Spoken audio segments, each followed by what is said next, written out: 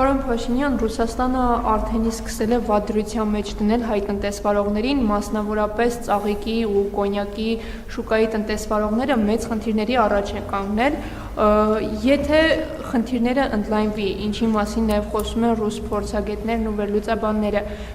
ինչ են անելու տնտեսվարողները եւ հարցին որպես շարունակություն, եթե հաջորդ քայլով ռուսական գազը թանկանա, ինչ է անելու Հայաստանը, ինչ սցենար ունի այս իրավիճակում։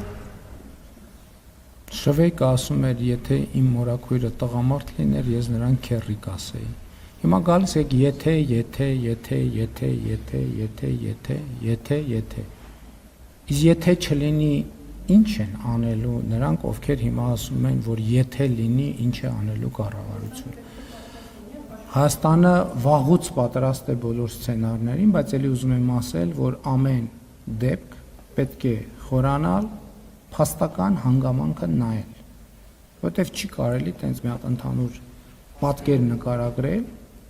եւ այդ պատկերի հովանոցի ներքո վարկածներ առաջ քաշել։ 2018 թվականից ես տասնյակ անգամներ հրապարակային եւ տասնյակ անգամներ ոչ հրապարակային խոսել եմ երկրում արտադրության ստանդարտիզացիայի անհրաժեշտության մասին։ Եվ մենք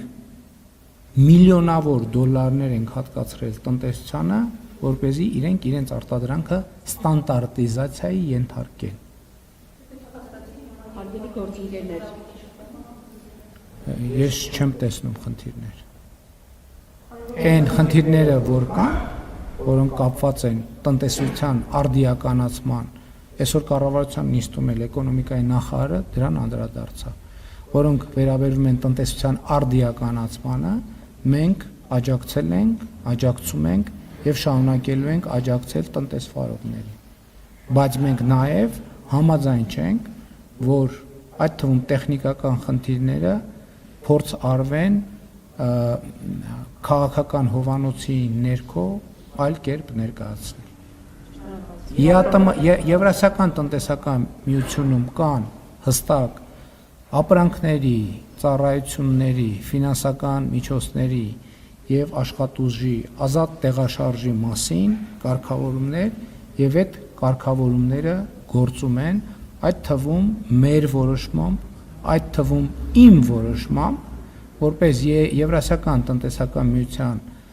տնտեսական բարձրագույն խորհրդի անդամ եւ Եվրասիական տնտեսական միության միջկառավարական խորհրդի անդամ։ Իմիջիայլոց ես ԵԱՏՄ միակ պաշտոնյան եմ, ով եւ բարձրագույն տնտեսական խորհրդի անդամ է եւ միջկառավարական խորհրդի անդամ է։ Այսինքն ես ԵԱՏՄ գործերին լավագույնս տիրապետում եմ եւ նաեւ իմ գործն է ապահովել, որ ԵԱՏՄ տարածքում ապրանքների, ծառայությունների,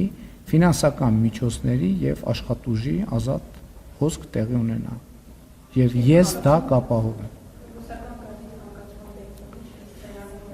Հայաստանի Հանրապետությունը Ռուսաստանի Դաշնության հետ ունի երկարաժամկետ պայմանագրեր։ Եվ ձեր ասացի հետ կապված ասացի համար որևէ հիմք չկա։ Մենք չենք կարող Ռուսաստանի